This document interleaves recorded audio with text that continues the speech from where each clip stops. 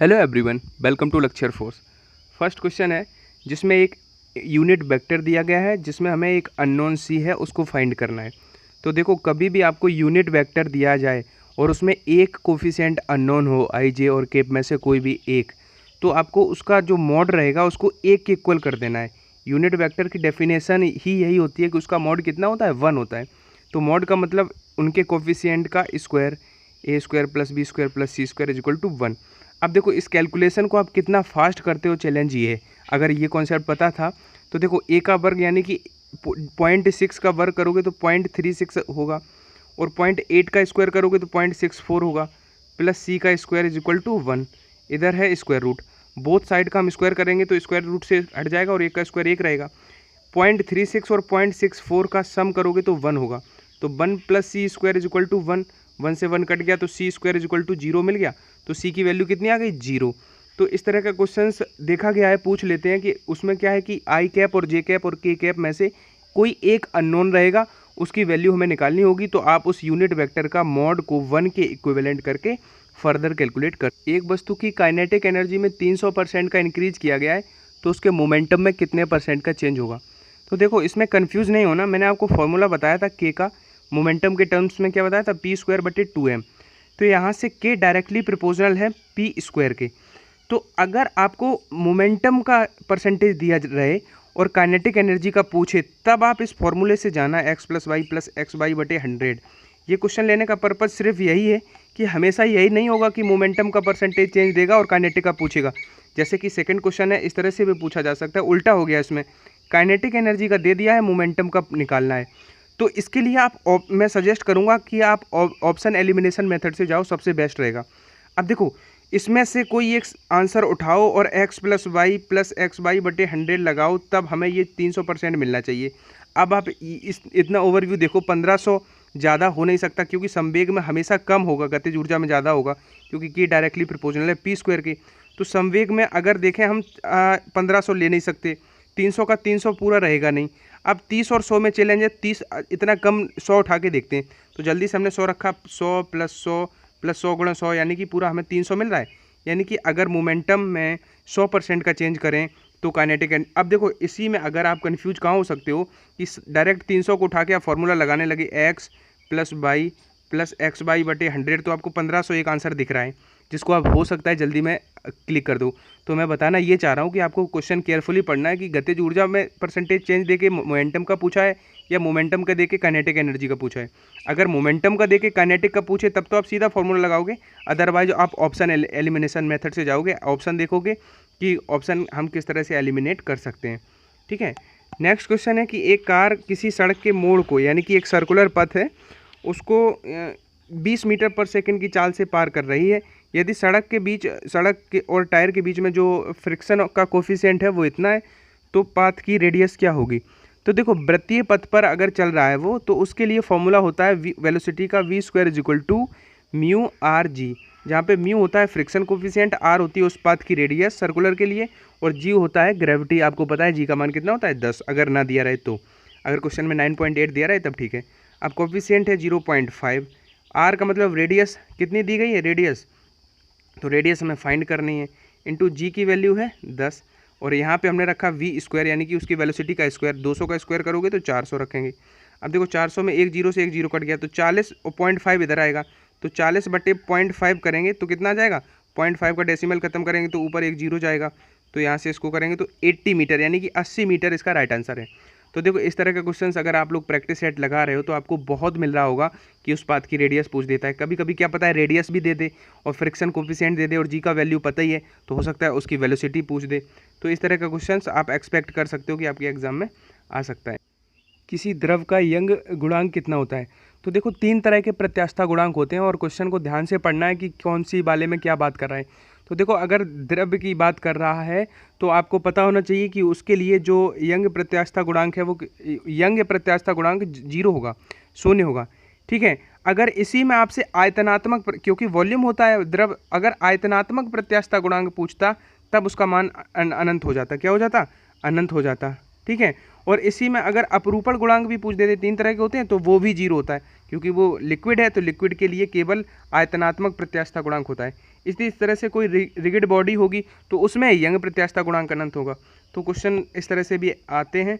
Next question है कि उसमें क्या कह रहा है कि एक एम मास का बॉडी है, उसको अर्थ से इन्फिनाइट यानी कि अनंत तक यानी कि एस्केप कर जाए। कुल मिला के इतना कह रहा है कि किसी एम मास की बॉडी को किस काइनेटिक एनर्जी से हम फेंकें कि वो एस्केप कर जाए। तो वैसे काइनेटिक एनर्जी होता है half M V square normally, लेकिन एस्केप है तो यहाँ पे एस्केप वेलोसिटी रख देंगे। अब हाफ एम एस्केप वेलोसिटी होता है √2 g r, सबको पता होगा इसका फॉर्मूला। अब इसका स्क्वायर करना है तो स्क्वायर कर दिया, स्क्वायर करोगे तो स्क्वायर रूट हट जाएगा, 2 से 2 कट जाएगा तो mg/r, सीधा कितना आ रहा है आंसर mg/r, यानी कि सी ऑप्शन इसका राइट आंसर है। तो ये क्वेश्चन को हल्के में मत लेना बस आप लोग। अगर आप लोग को लग रहा है कि ये इररिलेवेंट है, जिनको लग रहा है तो प्लीज़ आप लोग क्या करो कि एक बार अपने सीनियर्स से कंसल्ट करो कि इन क्वेश्चन का स्क्रीनशॉट सीनियर्स को भेजो। अगर आपका कोई गाइडेंस आपको देता है, कोई आपका ऐसा है मार्गदर्शक, तो बस एक बार मेरी रिक्वेस्ट है आपसे, तो एक बार उनसे आप ज़रूर अपने टीचर को देके स्क्रीनशॉट भेजो और पूछो क्या सर ये क्वेश्चन रिलेवेंट है। तो अगर वो कहे कि हाँ रिलेवेंट है, आपको नीड है इन पे फोकस करने की, देन पढ़ना, अदरवाइज यू कैन। जल की एक बूंद को 27 छोटी बूंदों में स्प्रे किया गया है, छोटी बूंद के भीतर आधे के दाब बड़ी बूंद के कंपैरेटिवली कितना होगा। तो देखो इस क्वेश्चन को कर पाना मैं ट्रेडिशनली बता सकता हूँ इसको 2 मिनट वेस्ट करके, लेकिन फिर फ़ायदा क्या है, आपको कॉम्पिटिटिव अप्रोच ये है कि यहाँ पे आपको कोई क्यूब मिलेगा, 64 होगा, 27 होगा, 8 होगा। तो इस क्यूब को देख के आपके मेंटली ये प्रोसेस हो जानी चाहिए कि रेडियस का अनुपात 3:1 हुए। अगर 64 होता तो 4:1 हो जाता, हर बात बताता हूँ, 8 होता तो 2:1 होता। यानी कि हमें रेडियस का रेशियो फाइंड कर लेना है, केवल ये देख के कि कितनी छोटी बूंदों में स्प्रे किया गया है। अब हमने देखा आधी किताब का फॉर्मूला होता है P = 2T/r, यानी कि रेडियस के इनडायरेक्टली प्रोपोर्शनल है। रेडियस के इनडायरेक्टली प्रोपोर्शनल है, इसका मतलब ये अगर 3:1 है तो आंसर 1/3 होगा या 3 गुना होगा, यानी कि 2 गुना वाला सिस्टम, आधा वाला तो हम हटा देते हैं। अब 1/3 और 3 गुना में कन्फ्यूज क्या कि अगर छोटी बूंद बनी है, छोटी बूंद के भीतर पूछा गया है, छोटी बूंद की रेडियस कम होती है और रेडियस के इनडायरेक्टली प्रोपोर्शनल है ये, अगर रेडियस कम होती है तो ये 3 गुना हो जाएगा। ठीक है, तो इस तरह से आपको थॉट प्रोसेस में चेंज लाना है कि इस क्वेश्चन को करने नहीं बैठ जाना है कि इसके वॉल्यूम को फॉर्मूला लगाओ 4/3 πr³ इक्वल करो बड़ी वाली बूंद के πr³, यहाँ पे आप 27 लिखो, फिर इनको काटो। तो ये सब अगर ट्रेडिशनली करोगे तो कॉम्पिटिटिव पॉइंट ऑफ व्यू से थोड़ा ये ऑड लगता है। आपको सीधा इस तरह से यूज टू हो जाना है कि आपको कम से कम जो है वो करना पड़े कैलकुलेशन। रेडॉन की जो हाफ एज है 20 मिनट है। देखो जितने भी रेडियो एक्टिव पदार्थ होते हैं तो उनमें क्या होता है, वो टाइम टू टाइम एमिट होते रहते हैं, उनमें से अल्फ़ा बीटा वो सभी। तो क्या होता है कि वो एक टाइम के बाद कुछ कम हो जाता है, डिक्रीज होता है। तो उसी पे क्वेश्चन बनता है कि रेडियो एक्टिव की आयु 20 मिनट है, अर्ध आयु, अगर इसकी सक्रियता घटकर अपने इनिशियल का 1/16 रह जाएगी कितने समय में। तो देखो इस क्वेश्चन में एक तो मैं फॉर्मूला बताऊंगा और दूसरा आपको ये बात बताऊंगा कि ये जो वैल्यू होगी ये हमेशा 2 का कोई पावर होगी, 1/8 होगी, 1/32 होगी, 2 का पावर हमेशा मिलेगी। तो इस क्वेश्चन को बिगिनिंग आप कहाँ से करोगे, जो सक्रियता आप लिखोगे फाइनल और इनिशियल और लिखोगे इधर 1/2 की पावर n, सबसे पहला काम। इसका सबसे जो ईजीएस्ट मेथड है। अब जो फाइनल है कितना 16 इनिशियल था, फाइनली 1 रह गया, 1/16 रह गया, तो 1/16 को हम 1/2 की पावर 4 लिख सकते हैं, क्योंकि 2 के पावर 4 करोगे तो 16 मिलता है। तो यहाँ से हमें n का वैल्यू मिल गया, बस इतना मेंटली। आई होप अगर 16 आपने देखा, जैसा मैंने पिछले वीडियो में बताया था, यहाँ पे या तो 16 होगा या 32 होगा, 64 होगा। तो जैसे हमने n का वैल्यू, आप सिर्फ इसको देख के मेंटली निकाल सकते हो, 4 आ गया। अब एक फॉर्मूला जो आपको याद होना चाहिए कि जो सक्रियता का समय होगा, एमिटिंग टाइम होगा, वो T½ गुणा n होता है। तो T½ अर्ध आयु है 20 मिनट, n का मान हमने इसको 16 को देख के निकाला था 4, तो 80 मिनट इसका राइट आंसर है।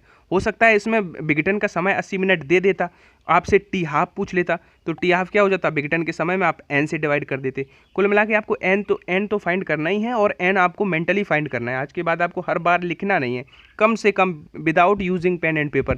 जैसा कि मैं हर वीडियो मेरा स्लोगन हो गया है कि without using pen and paper maximum question को आपको करना है। जैसे 4 ऊर्जा स्तरों के बीच संक्रमण से उत्सर्जित स्पेक्ट्रमी रेखाओं की संख्या, नंबर ऑफ स्पेक्ट्रम्स जो लाइंस होती हैं, उसके लिए एक फॉर्मूला होता है n-1/2, और ये आपको दिया जाएगा 4 हैं कि 3 हैं या 5 है, जो भी है। तो यहाँ पे 4 रखोगे तो 4 में से 1 गया 3/2, 2 से कट किया तो 3 2 जा 6 इसका राइट आंसर है। ठीक है, ये क्वेश्चन भी देखो, अभी मैं अब ये बार बार नहीं कहूँगा ये क्वेश्चन भाई मेरे, जब आप एग्ज़ाम हॉल से निकलोगे, जैसा कि प्रीवियस ईयर में जो स्टूडेंट्स निकलते हैं फिर आके वो कॉम्प्लीमेंट करते हैं आके, तो तब आपको ये रियलाइज़ होगा कि काश में जो अभी फोकस कर रहे हैं वो तो अच्छी बात है, उनको बहुत प्रॉफिट होगा।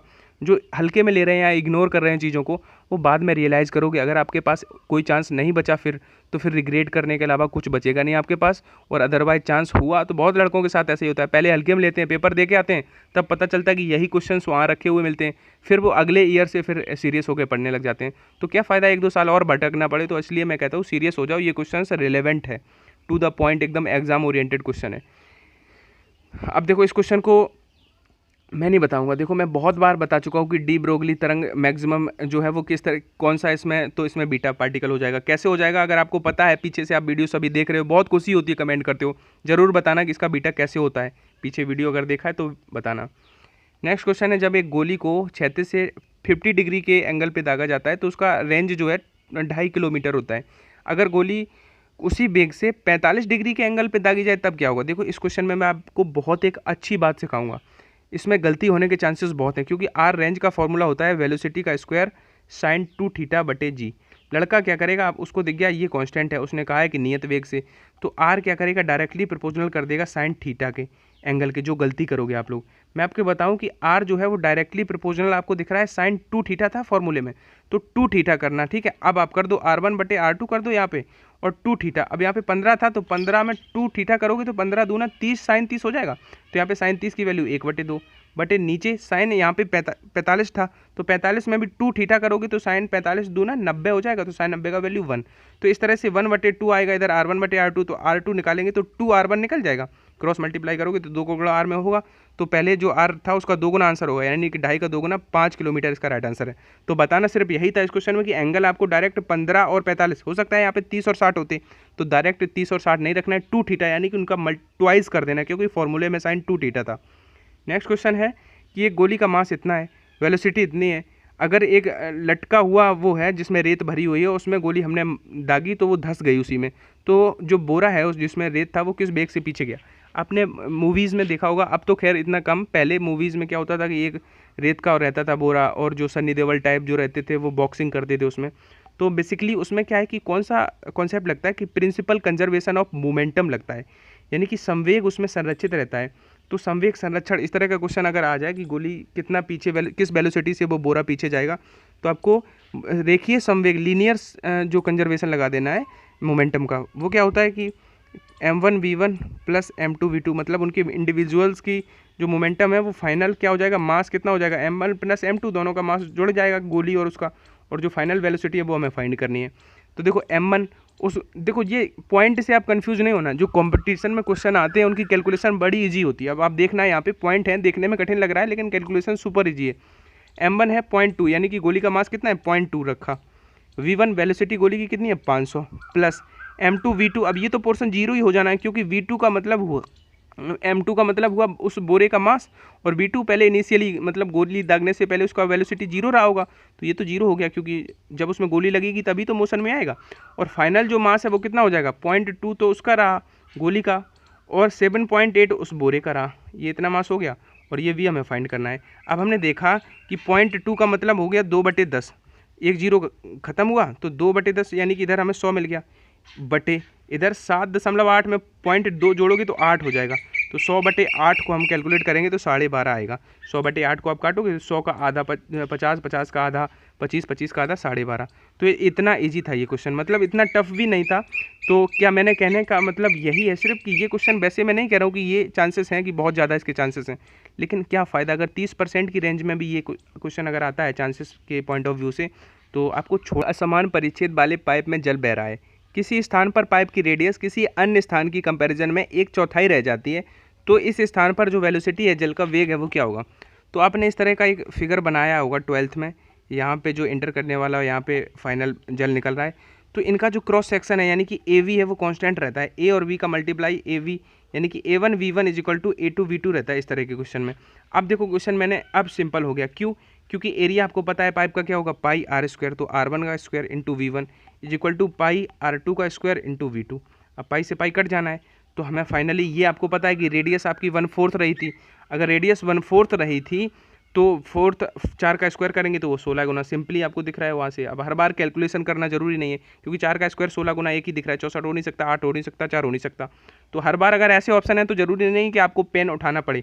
हाँ, इसमें अगर 1/16 और होता है यानी कि वो तब आपको थोड़ा सोचना पड़ता है कि 16 गुना होगा कि 1/16 होगा।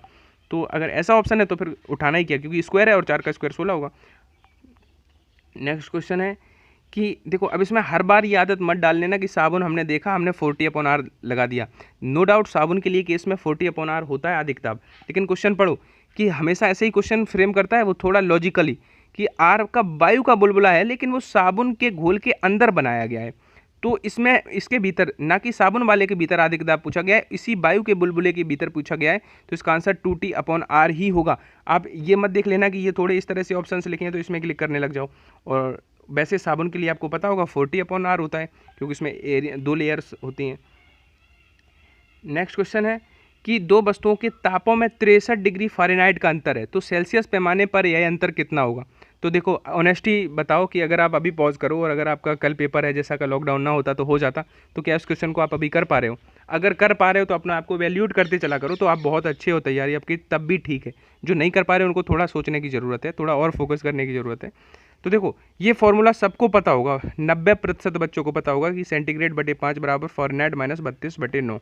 हम इसका कहीं भी यूज़ नहीं करने वाले, क्योंकि टेम्परेचर का डिफरेंस पूछा गया है। फ़ारेनहाइट में डिफरेंस इतना था तो सेंटीग्रेड में कितना होगा। तो सिंपल सा एक लॉजिक याद रखना कि 9 डिग्री फ़ारेनहाइट का जो अंतर होता है, अब अंतर मैं लिख नहीं रहा हूँ, बस आप अंतर वाले क्वेश्चन में देख लेना, वो 5 डिग्री सेंटीग्रेड के अंतर के बराबर होता है डिफरेंस के क्वेश्चन में, ठीक है।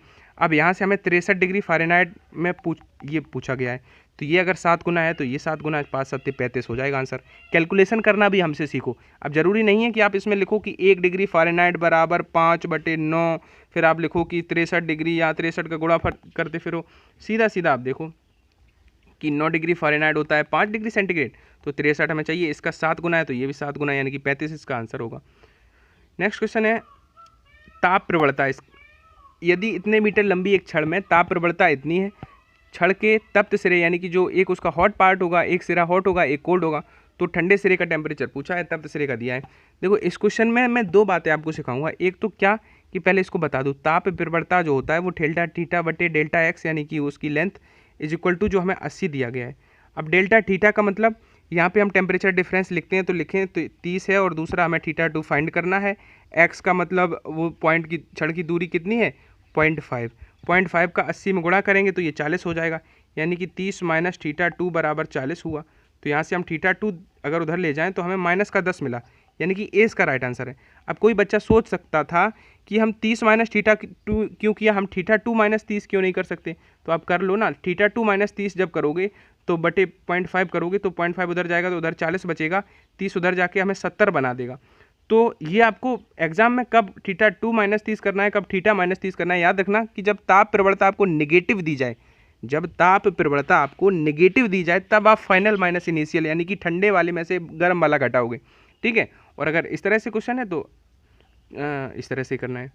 नेक्स्ट क्वेश्चन है कि एक टंकी की दीवार में तल से 20 मीटर नीचे छिद्र कर दिया गया है, तो द्रव का बहिस्राव वेग क्या होगा। आपको सबको ये वाले क्वेश्चंस पता होंगे, छेद कर दिया जाता है तो जो वेलोसिटी होती है वो होती है, क्या फॉर्मूला होता है 2gh, तो स्क्वायर रूट में, तो 2g का वैल्यू 10, h का मान आपको दिया गया है हाइट 20, तो जब इसका स्क्वायर रूट लोगे तो ये 20 गुणा 20 है तो 1 20 बाहर आएगा, यानी कि द्रव का बहिस्राव वेग जो है 20 मीटर पर सेकेंड ही रहेगा। इसमें कुछ ऐसा वो था नहीं। नेक्स्ट क्वेश्चन है कौन सा इलेक्ट्रोमैग्नेटिक वेव नहीं, आपको पता है Reliance mobile is very useful for XY, ये सभी radio micro infrared visible ultraviolet X ray gamma rays ये सभी होते हैं, लेकिन जो अल्फा और बीटा होते हैं ये इलेक्ट्रोमैग्नेटिक वेव नहीं होते, विद्युत चुंबकीय तरंगें नहीं होते, याद रखना। और एक चीज़ और याद रखना कि जो इलेक्ट्रोमैग्नेटिक वेव्स होते हैं वो उनकी नेचर जो होता है वो ट्रांसवर्स होता है, अनुप्रस्थ तरंगें होती है। नेवी में भी इसी साल पूछा गया था। पोलराइड इस प्रकार रखें कि निर्गत प्रकाश की तीव्रता अधिकतम है, एक पोलराइड को 45 डिग्री घुमाया गया है, तो निर्गत प्रकाश की तीव्रता मैक्सिमम उसकी अधिकतम के कितने प्रतिशत है। तो देखो पोलराइजेशन का एक कॉन्सेप्ट पता होगा कि I=I0, मतलब जो इनिशियली इंटेंसिटी होगी और cos स्क्वायर थीटा ये होता है। तो इसमें अभी देखो ये भी बताऊंगा कि एक और डिफरेंट टाइप कैसे बनता है। तो I/I0 यानी कि उसका अगर हम परसेंटेज निकालें तो कितना हो जाएगा cos स्क्वायर थीटा अगर परसेंटेज निकालना है दोनों तरफ 100 का गुणा करेंगे तो कॉस स्क्वायर थीटा मतलब कॉस स्क्वायर 45 करेंगे तो कॉस 45 का मान 1/√2, उसका स्क्वायर करेंगे तो 1/2, उधर 100 का गुणा करा तो हमें 50% मिल गया। लेकिन क्या है कि मैं हर बार कहता हूँ कि क्वेश्चन से रिलेटेड वो चीज़ जरूर समझ लिया करो जो थोड़ा इसी क्वेश्चन में घुमा के पूछ सकता है। अगर दो पोलराइड क्रॉसित अवस्था में रखे हों तो क्वेश्चन अलग हो जाता है। सपोज अगर दोनों मतलब क्रॉसित का मतलब 90 डिग्री के एंगल पे रखे हों, तब मैं जो एंगल रहेगा वो आपको 90 माइनस थीटा, अगर 30 होता है यहाँ पे तब फिर 90 माइनस थीटा इसी अप्रोच में 60 रखना होता है। ठीक है, 45 है तो वो कोइंसिडेंस है कि 90 में से 45 कट के 45 ही आ गया। लेकिन अगर 30 है तो सबसे पहली बात अगर क्रॉसित रखे हैं दो तो 90 माइनस थीटा रखना है एंगल का वैल्यू, और जो आई रहेगा वो I0/2 रखना है। जैसे कि मैं एक एग्जांपल के थ्रू बता दूं, दो हैं पोलराइड वो क्रॉसित रखे हैं और उसी में ये रेशियो पूछा जाए I/I0 का, तो क्या हो जाएगा, एक तो अगर थीटा अगर 60 दिया गया सपोज, तो यहाँ पे कॉस स्क्वायर 30 केवल नहीं करेंगे, यहाँ पे 1/2 भी करेंगे। मैंने बताया था I=I0/0, 1/2 भी करेंगे तो 1/2 कॉस स्क्वायर 30 करेंगे तो 1/2 कॉस 30 की वैल्यू √3/2 वर्ग करेंगे तो 3/8 हुआ, 3/8 में 100 का गुणा किया तो 33.37% हुआ। तो पोलराइजेशन ऑफ लाइट मैं सजेस्ट करूँगा आप मेरा वीडियो जरूर देख लेना, जाके सर्च करना प्रकाश का ध्रुवण बाई लक्ष्य एयरफोर्स। अब मेरा वो प्रकाश का ध्रुवण वाला वीडियो तो इतना मतलब अच्छा रिस्पांस है कि यूट्यूब पे अगर नॉर्मली कोई 12th का बच्चा भी प्रकाश का ध्रुवण सर्च करता है, सिंपली लिखता है प्रकाश का ध्रुवण MCQ, तो मेरा वीडियो सजेस्ट होता है टॉप 2 सेकंड नंबर पे या थर्ड पे, तो वो जाके देख लेना आप लोग। ठीक है, इसके दो टाइप बनते हैं, एक वो क्रॉसित वाला और एक ये सिंपल जो मैंने अभी कराया। यदि प्रकाश की चाल 10⁸ मीटर पर सेकेंड हो तो नाभिक की बाउंडिंग एनर्जी यानी कि बंधन ऊर्जा क्या होगी। तो देखो क्वेश्चन इजी होते हैं, ये मैं हर बार कहता हूँ, लेकिन बस यही है कि अगर पहले आपने कभी नहीं किए तो सोचना पड़ेगा थोड़ा, और एग्जाम में अगर सोचना पड़ा तो फिर थोड़ा माइंड सेट बिगड़ जाता है। आपको पता है कि ई क्या होता है, MC²। ठीक है, बंधन ऊर्जा के लिए डेल्टा MC² कर देते हैं। तो अब हम देख रहे हैं कि C² के डायरेक्टली प्रोपोर्शनल है, तो E'/E करेंगे तो C'/C का होल ऑफ स्क्वायर हो जाएगा। अब C' हमें कितनी दी गई है, 10⁸, और वैसे होती कितनी है चाल, 3 × 10⁸। इनका स्क्वायर करेंगे, पावर 8 से पावर 8 कट जाएगा, 1/3 का स्क्वायर 1/9, यानी कि ये आपको देखते ही आंसर मिल गया। तो इसमें भी पेन और पेपर नहीं चलाना था। कैसे, 10⁸ से हमें पता है 3 × 10⁸ होता है, तो जब डिवाइड करेंगे कट जाएगा, 3 का स्क्वायर 9 होगा, 1/3 का स्क्वायर 1/9, तो ऐसे करना है। नेक्स्ट क्वेश्चन है कि देखो दो निवेशी टर्मिनल्स हैं कि और गेट है, और गेट में केवल जो आउटपुट है 0 जब होता है जब इनपुट 1 हो, जब दोनों इनपुट 1 हों, या कोई एक जो 0 हो, दोनों जो इनपुट है वो 0।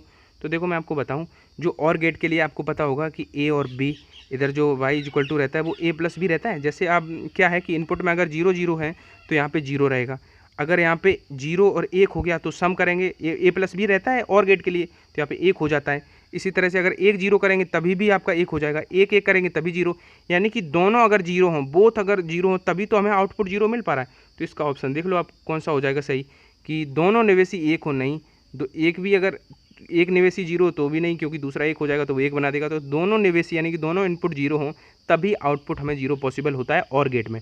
ठीक है, आई होप आपकी हेल्प हुई होगी। आप लोग प्लीज़ यार मुझे भी मोटिवेट कर दिया करो, वीडियोस का फीडबैक देके लाइक और कमेंट ये सब करके। और बाकी मैं पूरी मेहनत से कल के वीडियो के रिस्पांस जो आप लोगों ने दिया वो ओवरवेलमिंग था, बहुत खुशी हुई मुझे देख के। जो आप लोगों ने जो इतने लाइक्स दिए हैं वो मेरे लिए 1 के लाइक के इक्वल हैं।